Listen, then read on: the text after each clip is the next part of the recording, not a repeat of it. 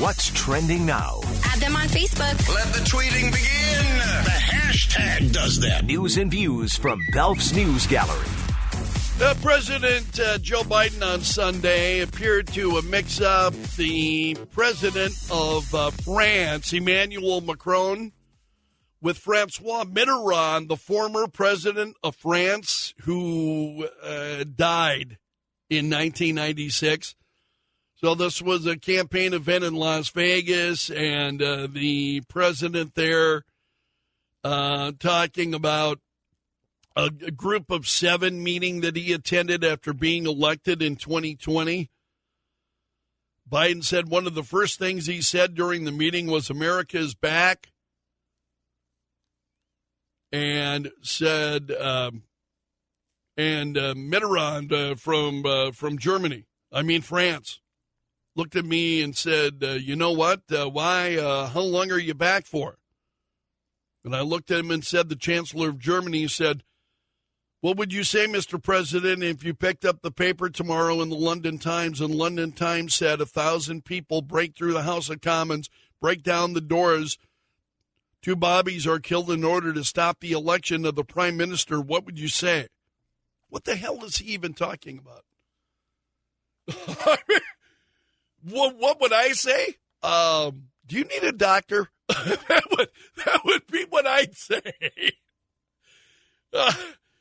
So, in the midst of all that malarkey, he refers to Mitterrand, who's been dead since 1996. It's rough. Nikki Haley has requested Secret Service protection. She apparently has been receiving threats. So the Secret Service allowed to protect people who've been identified by the Department of Homeland Security as major presidential or vice presidential candidates. So she is requesting that. She said she recently has had multiple issues. Also, Red Bull have decided against suspending Christian Horner while he's being investigated over allegations of inappropriate behavior, according to reports. So Horner has led Red Bull since they joined the sport, and he is denying the allegations against him, but that story is trending this morning. According to new research, about 500 adults with obesity took new weight loss medication for about 8 months, saw a significant reduction in their blood pressure. And so this new weight loss medication helping to lower blood pressure in adults with obesity, going to be welcomed by many, I should think. The State Department says it will start restricting visas for people who are believed to be linked to misuses of commercial spyware. So this marks an escalation in the Biden administration's efforts then to crack down on these abuses of commercial spyware. And they're saying this includes cases where spyware is used to target journalists, political, dissidents, so on.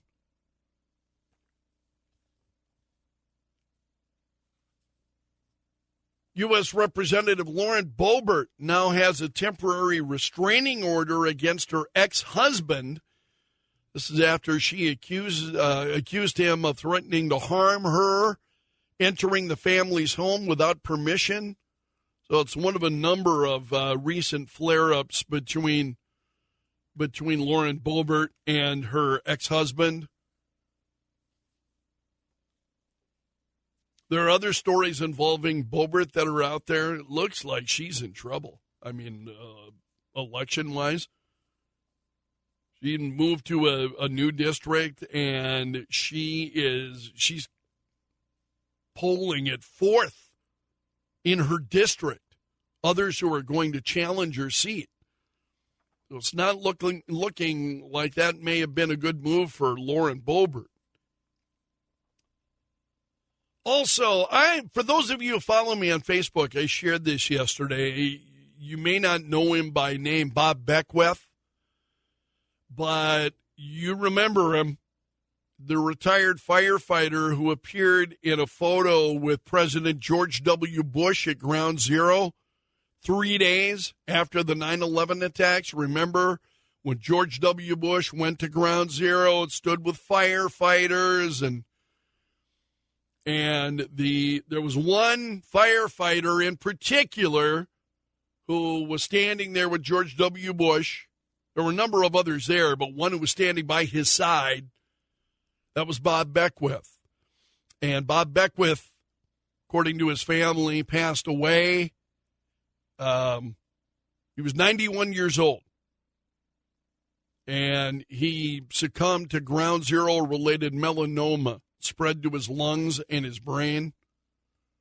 Been battling this for the last several years. And so his statement by the family said, Bob lived a life of service to others, whether heeding the call to serve in the Navy during the Korean War or as a New York firefighter for more than 30 years. His iconic moment with President Bush at Ground Zero on 9/11 helped rally the nation in its darkest time, served as a symbol for first responders everywhere. They said, above all, Bob was the quintessential husband, father, brother, grandfather, great-grandfather. He will be greatly missed. So, former President Bush had kept in touch with Beckwith over the years. And Bush called his widow then yesterday to express his condolences, according to the family. It was really saddened to see that yesterday. Britain's King Charles III has been diagnosed with cancer, and he will step back from his public duties while he undergoes treatment, Buckingham Palace said yesterday. So remember now, he was just treated at a London hospital for a procedure for an enlarged prostate last month. And apparently tests were carried out and revealed a form of cancer. We don't know what type of cancer that is.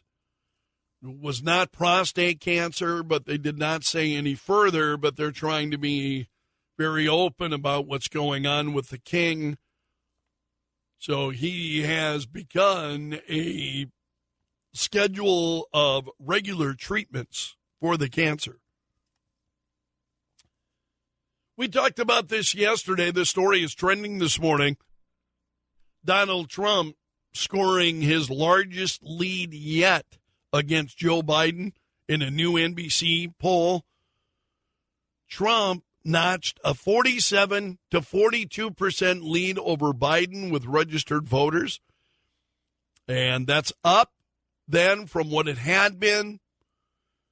And NBC's political correspondent said this is the biggest lead NBC has ever had in 16 polls for Donald Trump over Joe Biden. Also, the chairman of the Federal Reserve, Jerome Powell,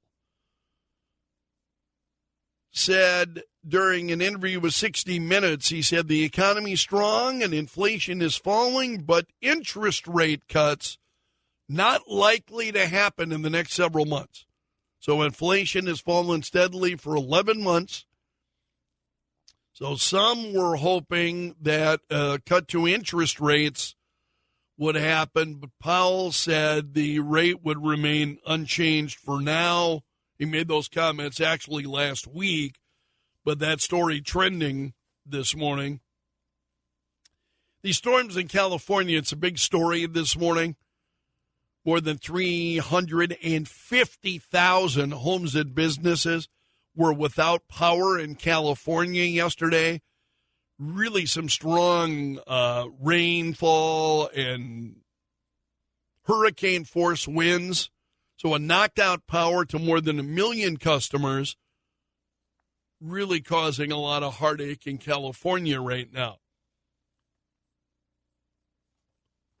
Also, the Grammy Awards, as you know, on Sunday. And Killer Mike, he's a rapper, Killer Mike, was taken away from the Grammy Awards in handcuffs by police. He had won 3 Grammys for rap music. And so Los Angeles police didn't offer any statement on the matter, but video that was posted on social media showed police escorting Killer Mike in handcuffs through the concourse of the Crypto.com arena in Los Angeles. And apparently, one official said that he was detained for an unspecified misdemeanor charge that was unrelated to the Grammy Awards. Also, Snapchat, it's Snap Incorporated, the owner of Snapchat, has said they are set to axe 10% of their workforce, part of a team restructure. So that company is seeking to cut overheads. Their losses are growing. So they cut about 10% of their workforce. That'll mean about 500 jobs based on the total headcount, because they've got over 5,200 employees nationally or internationally. So they're in trouble. You and I have talked about it, but the story is trending this morning. Governor Kristi Noem being banned from the Pine Ridge Reservation.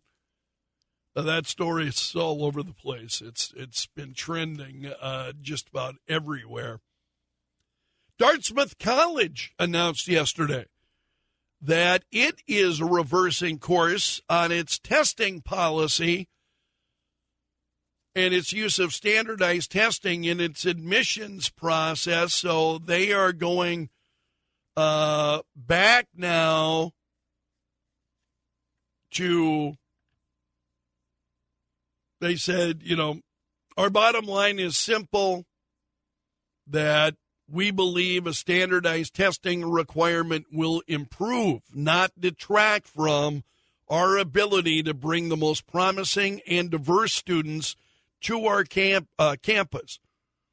So there were a number of places that were looking away, moving away from standardized tests. Dartmouth says they are going back to them.